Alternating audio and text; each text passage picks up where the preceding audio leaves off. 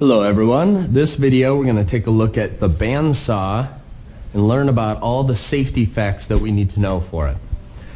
First thing to know, if I open up this guard, we have a blade that comes around on two wheels.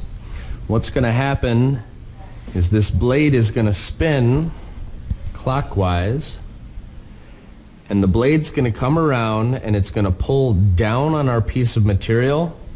So we need to support it against the downward thrust of the blade as it pulls it into the tabletop. So you never want to cut while you're floating in the air. You want to support it against the downward thrust by keeping it on this flat tabletop. This is a guard that's in place. Make sure that that's shut so that the blade doesn't come out towards you. You want to position yourself in front of this. The one spot you absolutely do not want to be on a bandsaw is off to the right-hand side to make a cut, because as the blade comes clockwise, if it does break, its natural tendency is to shoot out to the right. So we want to make sure that we stand in front of this and we hold on to our piece. Speaking of our piece here, when I put this on the table, there is a guide right here. This guide needs to be set to within 1/4 inch above your piece of wood. So your teacher will make all adjustments for you, and they need to be done prior to cutting. So sometimes I'll have the blade raised for a larger piece. If you ever notice there's a lot of exposed blade, don't use the tool. Ask your teacher to help you reset it up. So your teacher will come in, lower the guide so that it's within 1/4 inch above your piece. Besides standing to the right, that's one spot you don't want to be. Another spot you don't want to be is right in line with it with your fingers. If for some reason you were to slip, you don't want it to slip forward and then hit that blade. So we always spread our fingers and our hands and keep them out of the line here. I also need to maintain a 4-inch margin of safety, which means I need 2 inches on one side, 2 inches on the other. I should never have my fingers within this zone too close to the blade. If you have a piece that's smaller than that, we need to make sure that we find a different setup. Talk to your instructor. Other things you don't want to cut on a bandsaw. Round stock. If you were to cut round stock on a bandsaw, it's going to cause it to spin and it can pull your fingers in. So we want to make sure that we're cutting rectangular or square stock that's nice and flat. Never cut round stock on a bandsaw. So I have the guide set up. I know I'm supporting this against the downward thrust. I'm standing in front of it, not to the side. I have my fingers spread wide, thumbs controlling this, not just holding the top. You don't have a lot of control here. You're actually thumbs on holding it. I'm going to do a cut here, so I'm going to turn it on.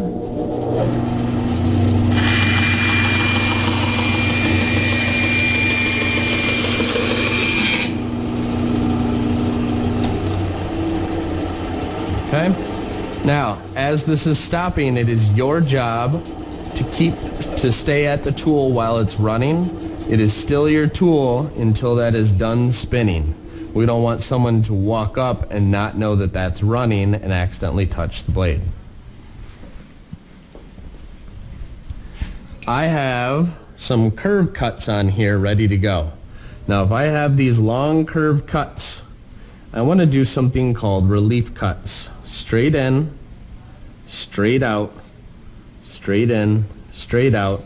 They're going to give me escape routes for while I'm cutting. So I'm going to line up that line straight with the blade. Straight in, stop, straight out. I'm going to line up this one, straight in, stop short of the line, straight out. Now on the bandsaw, I can't have my fingers right here, it's too close, so I'm going to bring my hand to the side. If I'm moving forward, I can spin my piece of wood if I'm always moving forward. You can't stop and turn.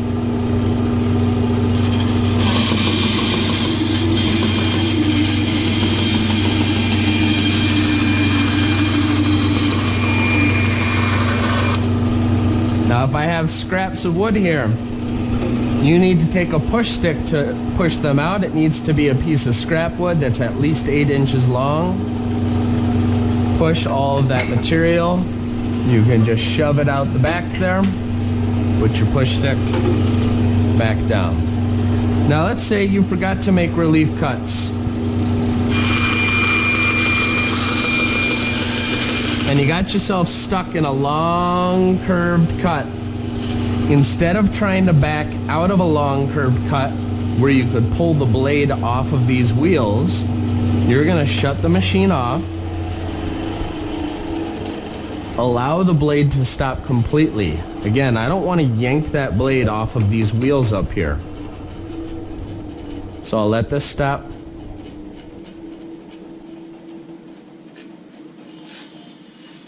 Once it has come to a complete stop, now I can back out of a long curved cut.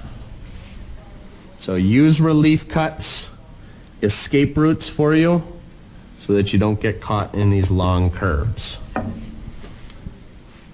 You never want to reach around a moving bandsaw blade while it's running.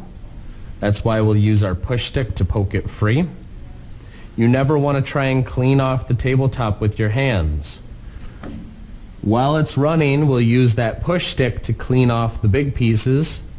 And if we need to get all the sawdust off, we're going to stop the tool and we're going to grab a hand brush to help us clean this off. If for some reason the blade does break, if you were in the middle of a cut and you twisted without moving and the blade breaks, you're going to hear a loud pop.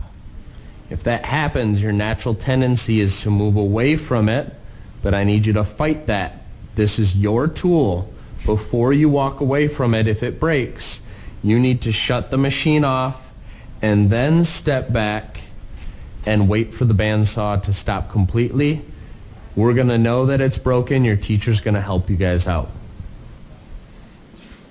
Last but not least, if you do get yourself in a deep cut, it's important that you don't stop and attempt to turn without moving forward, or you're going to twist this blade and it's going to snap. So always have a plan of how you're going to move forward, and relief cuts to help you as a place to escape.